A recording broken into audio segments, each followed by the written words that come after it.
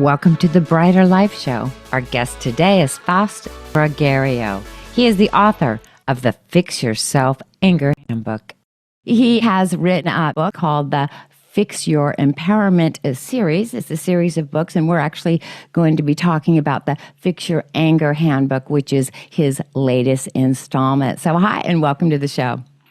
It's a pleasure to be here, Letty. Thanks so much for inviting me. So my very first question is, can a holistic lifestyle help an individual when they're trying to work on their anger issues? Absolutely.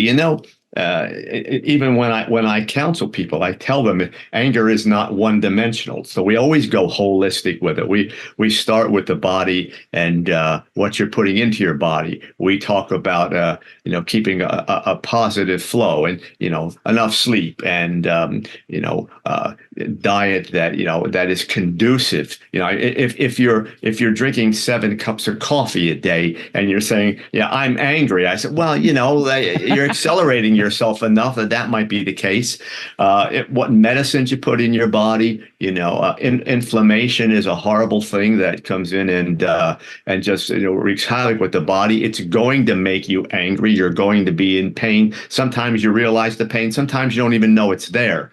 So all the holistic kinds of work, absolutely. The better you treat your body in a holistic fashion, the less anger you're going to have. More positive energy. Very simple.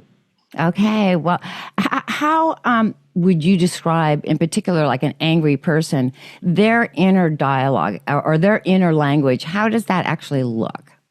It is one of the most important parts of dealing with anger. And I say it all the time. The way you talk to yourself, that's representative not only of what you feel, but it directs your brain, and then that's how you're going to behave. It starts inward, then it works outward. If you continue to talk to yourself in angry, depressive terms, your body, believe it or not, reacts to that. Cortisol levels go up, all those kinds of things.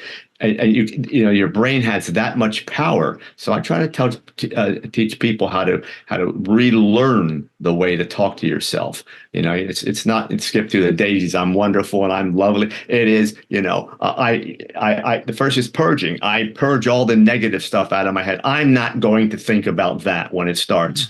Instead, I'll think about this. Something that makes me feel good.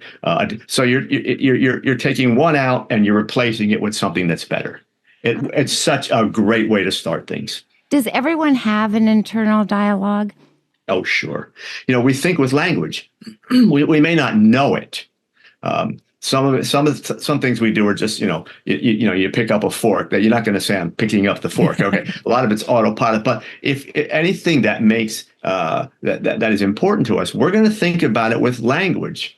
And particularly in our social life, in our romantic lives, our personal life, language is tied all the way through that. Work lives, it's all those kinds of things. It directs how we think. It directs how we behave. So you mentioned pharmaceutical. So for somebody who is striving to live a more, let's say, holistic lifestyle, and that seems to be popular, something that's in the forefront these days, how do pharmaceutical drugs in particular factor in with anger?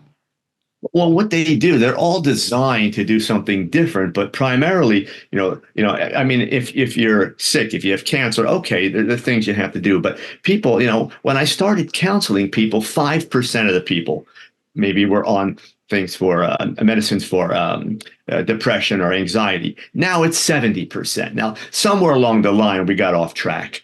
They rearrange the thought processes. Either they dull things down or they accelerate things up.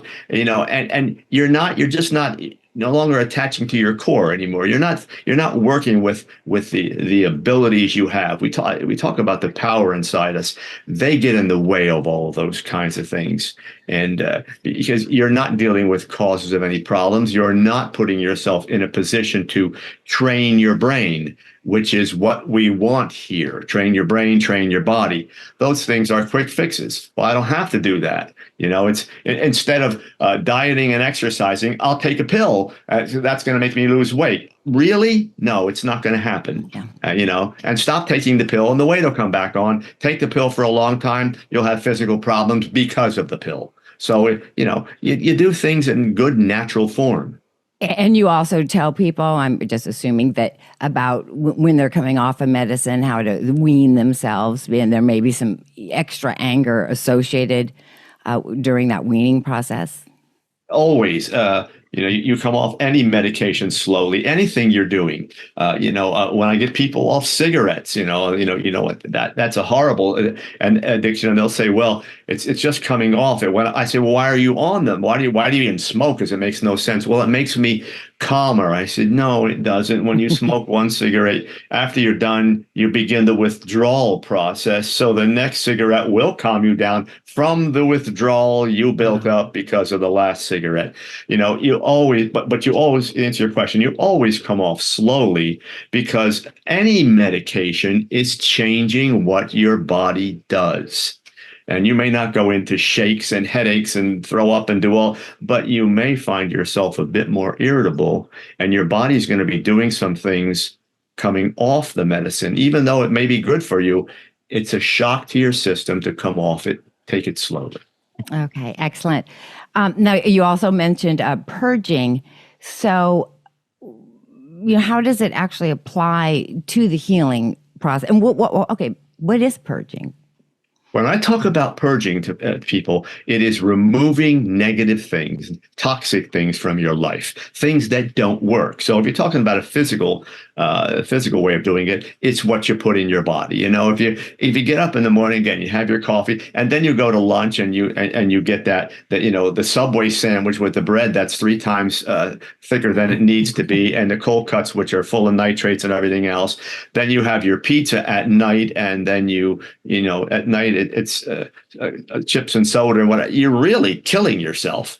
So I talk about getting all these things out, and let's replace it with positive things.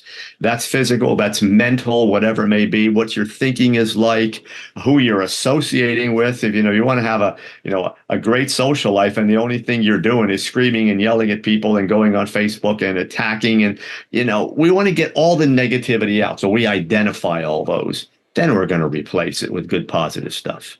Yeah, and that does connect with your inner dialogue and how you talk to yourself, and to actually purge, if you will, negative thoughts and replace it with positive thoughts. It's interesting. A lot of people these days are jumping on this. I don't want to call it bandwagon, but it's kind of a bandwagon. Like, anyone that's negative, I'm going to cut them out of my life. But how is that actually possible when it's somebody, let's say it's a family member? Well, that's where it gets sticky. You can cut the people who don't live with you. I can say, okay, fine, I'm going to either not see them, or I'm going to reduce the time, and maybe they're just acquaintances, that kind of thing. Now, someone you live with is a different story. Those people, the proximity never changes. But what you can do is change how you deal with them. And if you're not sure how, that's why I advise people, go talk to someone. They're in your life every day. So it's like you're trying to get the toxin out, they're putting it right back in. But there are ways to deal with that depending on your personal situation. Talk to someone. If you're not able to do this, there's nothing wrong with that. And I say this all the time. People say, I don't want to go to counseling. I say, this is your life. Be willing to go and make it better. If all you have to do is once a week, sit in someone's office or online, whatever you choose, and talk over something in the privacy of your home or their office, and it starts to work for you, and you start to realize, it's not me, I'm not the problem. There are things I just need to change. And sometimes it goes back and helps you get old undercurrents of trauma and pain out of the situation, so you learn how to disassociate with these things. And I was reading in your book, in your handbook, about just something simple as like counting to 10 before you have your reaction. And so that seems to make sense, breathe and do some counting. My very last question for you is actually the beginning steps that somebody may take so that their body can be more attuned with just sort of nature's natural flow. What does that look like? What would be one or two of the first steps that someone would take? In order to get in the flow with nature, that type of thing, Yes. it's really simple. First step, slow down. There is something I call working on autopilot, where you just get up and just go with the flow. You don't think about it. People like to call this mindfulness, and I don't embrace that term as much, but it's conscious thought. That's all it is. It's put conscious thought into what you're doing. Instead of just going with the flow, think about what you're doing and ask yourself, what do I want to do? Do I want to do this? Let me take a step back. Let me look at the information, and then let me make a decision rather than just flow into it. Get your mind off autopilot.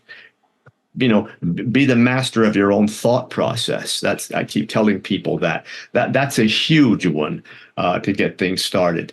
The next thing, and it's a big one, is get honest with yourself. We make a lot of excuses to continue doing things that either that may challenge us, or we don't want to put the effort in, or we don't want to feel some particular way.